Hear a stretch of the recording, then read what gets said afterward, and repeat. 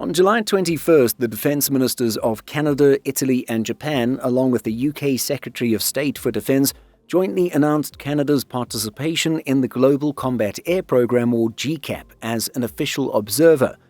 Interestingly, Canada is the very first nation to have the status, although it might not be the last. It was added that all four ministers welcomed the opportunities arising from this quote-unquote important development, which aims to strengthen cooperation among, quote, trusted, like-minded partners through the program. So what does observer status in GCAP actually mean, and what other countries may get involved in GCAP? We give a quick update on this exciting next-generation fighter jet project in today's video. In case you've been living under a rock, GCAP aims to deliver a sixth-generation aircraft designed to operate alongside existing jets like the F-35. It's explained that this future aircraft will use advanced autonomy, AI, uncrewed systems and next-generation sensors to maintain air superiority. At the time we're making this video, GCAP brings together the industrial and technological strengths of three nations: the UK, Italy and Japan. The main British firm involved is BAE Systems, while it's Leonardo from Italy and Mitsubishi Heavy Industries from Japan, although this latter company conducts its work through the Japan Aircraft Industrial Enhancement Company. So those are the basics of the program, but what about the latest news regarding Canada?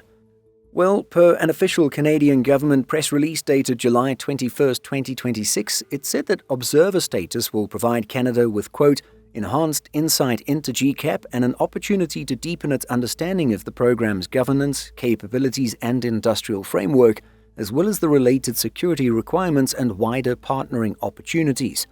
It's added that Canada's involvement will also support greater alignment of strategic priorities and deepen mutual understanding of future combat air ambitions, thereby strengthening global security. The UK's press release on the same topic clarifies that Canada will not have a decision-making role, but says that observer status gives Canadians, quote, privileged access to the program and paves the way for discussions on Canada's future participation and contribution to GCAP. Per reporting by Global News, Canada's Department of National Defence has confirmed that it has not/will not have to pay for this status and that there are no strings attached. At the same time, a spokesperson stated that there would be quote-unquote resource implications should Canada decide eventually to join the next-generation jet development program as a full member, which shouldn't come as a surprise. Again, Canada is the very first nation to gain observer status in GCAP, beating several other nations in announcing some form of official participation. Interestingly, back in 2025, it was Portugal who announced its intention to be an observer in either GCAP or the Franco-German FCAS. Over a year has passed and there still isn't anything official from the Western European nation. As highlighted by Reuters, there has been mounting speculation that the founding countries could open the door to Germany after the collapse of the new generation fighter jet portion of the Franco-German FCAS, the Future Combat Air System. In March 2026, Poland's Deputy Minister of State Assets confirmed that Warsaw was seeking a participation formula that would give Polish industry know-how and favorable access terms rather than immediate full membership.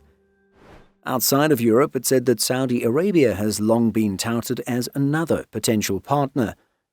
The website Alert5, citing a news report from the Nikkei Asia, adds that Australia and Singapore have also expressed interest in GCAP.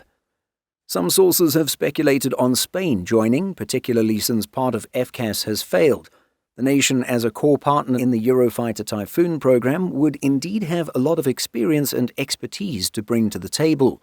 While no official would ever say that the project is meant to compete with American projects, it seems clear, at least to us, that participating and prospective member nations would like to have a non-US option. After all, there's no guarantee that the F-47, currently in development, would be cleared for export. Indeed, it's uncertain if the jet will follow in the footsteps of the F-22, which was/is famously excluded from export entirely. But getting back to the topic of having more nations involved, it appears the window is closing on additional GCAP participation, at least when it comes to joining as something more than an observer. Indeed, the CEO of Italy's Leonardo said if another country is going to join the program, it should happen by the end of 2026, although the July 2026 Reuters article then says that 12 months from now is the final deadline. The Italian executive said that the clock was ticking from an industry perspective, given the 2035 target for GCAP to be flying. It'll be interesting to see if Canada will increase its involvement further in the future beyond just an observer. The Department of National Defence spokesperson, in speaking with Global News, had this to say about the possibilities. Canada's specialised aerospace and defence sector is well positioned to contribute to these capabilities. Early engagement in GCAP could create opportunities for Canadian industry to shape its development, invest in the technology early, and secure meaningful participation throughout the life of the program. Canada is assessing these opportunities with a view to its long-term defence requirements, relationships with allies, and potential industrial benefits. A larger contribution from Canada could mimic what the nation did with the F-35 program. As a Level 3 partner in the American-led program since 1997, Canada has made financial investments for development while also integrating its domestic aerospace supply chain into global manufacturing. Global News, citing an Auditor General 2025 report on the F-35 procurement, says that the D&D spent about $1 billion Canadian dollars between 1997 and 2023 to participate in the Joint Strike Fighter program. This has at least come with some reward, as it said that each F-35 jet produced through the global program contains some $3.6 million Canadian dollars in Canadian-made components. And so that's where things stand with the Global Combat Air Program and Canada's status as an observer. It would indeed be nice to see Canada become more than an observer, although full membership equal to the UK, Italy and Japan seems more unlikely. Yes, Canada does have an aerospace industry and would undoubtedly have something of value to contribute. However, Germany, with its existing Eurofighter experience, seems better positioned to be the fourth member of the team. According to reporting from the Eurasian Times, Japan is seen as the more cautious partner of the three, with the Japanese official saying the program has, quote, been designed with cooperation with allies and like-minded countries in mind. As a result, the East Asian nation has actively opposed adding partners like Saudi Arabia over concerns that more members could slow the program's momentum. It's a fair concern and makes us think about the old saying about having too many cooks in the kitchen.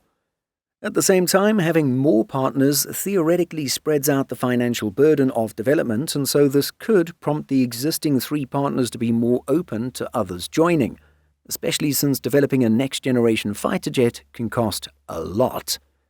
But what are your thoughts on Canada becoming a GCAP observer? Would you like to see the country become a full-fledged partner in this fighter jet program? Let us know by leaving a comment.